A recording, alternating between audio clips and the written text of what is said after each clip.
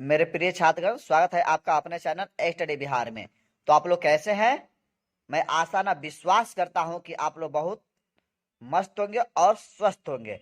और मैं ईश्वर से कामना भी करता हूं कि ईश्वर आप लोग को हमेशा स्वस्थ रखें।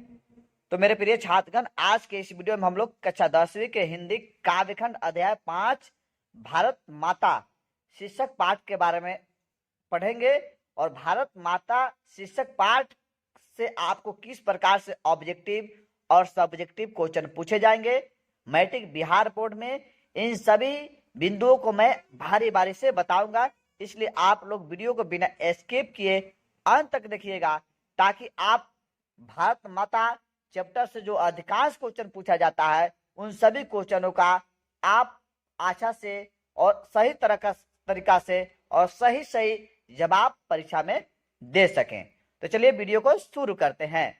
तो मेरे प्रिय छात्रगण, अगर आप चैनल पर नए हैं तो चैनल को सब्सक्राइब कर बेल आइकन प्रेस कर दें, ताकि मैं कोई भी वीडियो डालूं तो उसका नोटिफिकेशन आपके पास चला जाए। तो लेखक के बारे में आपसे पूछेगा कि भारत माता शीर्षक पाठ के लेखक कौन है, तो सुमित्रा नंदन पंत। उसके बाद सुमित्रा नंदन पंत के जन्म के बारे में पूछेगा, जन्म कब हुआ था, तो 1900 ईस्वी में। उसके बाद जन्म स्थान पूछ देगा तो अल्मोड़ा जिला मारिएगा। पूरा लॉ भी दिया रहेगा चाहे आधा लॉ दिया रहेगा। अल्मोड़ा जिला, जन्म स्थान अल्मोड़ा जिला दिया रहेगा, चाहे कौसानी उत्तरांचल दिया रहेगा, मतलब ये भी याद रखिएगा। उसके बाद निधन के बारे में पूछेगा कि सुमित्रा नंदन पंत का निधन कब हुआ था, तो 29 दिसंबर 1977 ईस्वी में हुआ था। इनके माता का नाम क्या था, सरस्वती देवी, और पिता का नाम जो था गंगादत्त पंत था। उसके बाद आपसे क्वेश्चन पूछा जाएगा कि अपने घर में प्रवासिनी बनी हुई है, मतलब कौन अपने घर में प्रवासिनी बनी हुई है, तो भारत माता। दरिद्रता और अभाव से ग्रस्त संतान जो है कितने हैं, मतलब आपसे पूछेगा कि भारत माता के जो है दरिद्रता और अभाव से ग्रस्त कितने संतान हैं, तो 30 करोड़। कितने हैं, 30 करोड़। 30 करोड़ का मतलब भारत की जनता के बारे में बताया गया। उस समय जो था 30 करोड़ भारत की जनसंख्या था। भारत माता मूर्ति है, भारत माता किसकी मूर्ति है, तो उदास मिट्टी का, मतलब जब अंग्रेजी शासन भारत में था तो उस समय की बात है। उस समय कवि जो है भारत माता चैप्टर के लिखा है। उसके बाद भारत माता मूर्ति है, किसका मूर्ति है, तो उदास मिट्टी का। उसका भारत का चित्र प्रस्तुत, मतलब कवि ने जो है भारत का चित्र कैसा चित्र प्रस्तुत किया है, तो यथातथ्य जो है चित्र का प्रस्तुत किया है। भारतीय ज्ञानपीठ पुरस्कार न जो है चिदम्बरा कृति, मतलब भारतीय ज्ञानपीठ पुरस्कार जो सुमित्रा नंदन पंत को मिला था, किसके लिए मिला था, किस कृति के लिए मिला था, तो चिदम्बरा कृति के लिए। चिदम्बरा कृति के बारे यह लिखे थे, उसी को लेकर उसी के लिए सुमित्रा नंदन पंत को भारतीय ज्ञानपीठ पुरस्कार मिला था। अब देखिए, अब आपसे पूछा जाएगा प्रमुख रचनाएं। युगवाणी, युगपथ, युगांत, वीणा, गुंजन, ग्राम्या, स्वर्ण धुली, स्वर्ण किरण, चिदम्बरा आदि जो है किनकी रचना है, सुमित्रा नंदन पंत की। मतलब युगवाणी, युगपथ, युगांत, वीणा, गुंजन, ये सब रचना दिया रहेगा और कहा जाएगा किसके द्वारा लिखी गई है, तो सुमित्रा नंदन पंत के द्वारा लिखी गई। इसमें से एक क्वेश्चन हमेशा पूछता है, इसलिए इस पर भी आपको ध्यान देना है। उसके बाद आपसे क्वेश्चन पूछा जाएगा, ये भी बहुत 2024 परीक्षा मैट्रिक बोर्ड बिहार परीक्षा के लिए 2024 परीक्षा में भारत माता अपने ही घर में प्रवासिनी क्यों बनी हुई है, यह क्वेश्चन जो है बहुत ही अति महत्वपूर्ण है। तो भारत माता अपने ही घर में प्रवासिनी क्यों बनी हुई है, तो भारत माता जो है भारत माता को अंग्रेजों ने गुलामी की जंजीर में जकड़ रखा था। मतलब उस समय जो था, उस अवस्था में जो था, भारत माता को अंग्रेजों ने गुलामी की जंजीर में जकड़ रखा था। स्वतंत्रता की बेड़ी में जकड़ी, काल के कुचक्र में फंसी विवश भारत माता चुपचाप अपने पुत्रों पर किए गए अत्याचार को देख रही है, उनका चित्त झुका हुआ है, मतलब सिर झुका हुआ है, मन झुका हुआ है, मन गिरा हुआ है और अवसादग्रस्त है।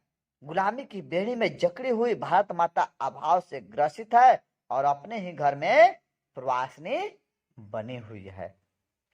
उसके बाद आपसे क्वेश्चन पूछा जाएगा, भारत माता का हाथ से भी राहु ग्रसित क्यों दिखाई पड़ता है? तो जिस प्रकार पूर्ण चंद्रमा की रजत ज्योत्सना को राहु ग्रस्त कर निस्तेज कर देता है, ठीक उसी प्रकार भारत माता की हंसी बंद है, वह दुख अभाव गरीबी से ग्रसित है। उसकी आजादी को विदेशियों ने छीन कर गुलाम बना डाला है। ऐसी पराजय, संताप, दुख और दैन्य के कारण ही भारत की मुस्कुराहट राहुग्रसित दिखाई पड़ती है। उसके बाद आपसे क्वेश्चन पूछा जाएगा कि भारत माता कविता में कवि भारतवासियों का कैसा चित्र खींचा है? तो भारत माता कविता जो है में कवि ने दर्शाया है कि परतंत्र भारत की स्थिति दयनीय हो गई है। परतंत्र भारत की स्थिति जो है दयनीय हो गई है। भारत माता गुलामी की जंजीरों में जकड़ी हुई है। यहाँ की 30 करोड़ जनता शोषित, पीड़ित, भूखे पेट, नग्न वदन, मतलब बिना वस्त्र के, मतलब नग्न वदन है। भारत का सिर झुका हुआ है। जनता असभ्य, अशिक्षित, निर्धन और एवं वृक्षों के नीचे निवास कर रही है। इस कविता में कवि गुलामी की त्रासदी और वेदना में पड़े भारत माता का चित्र खींचा है। उसके बाद आपसे क्वेश्चन 4 से दीर्घोच्चर्या क्वेश्चन आपसे पूछा जाएगा कि निम्नलिखित पंक्तियों का भावार्थ लिखे। तो भारत माता ग्रामवासिनी खेतों में फैला है, श्यामला धूल भरा मैला सा आंचल, यह दिया जाएगा। उसके बाद कहेगा इसका न भावार्थ लिखे। तो प्रस्तुत पद्यांश भारत माता शीर्षक कविता का पाठ से लिया गया है।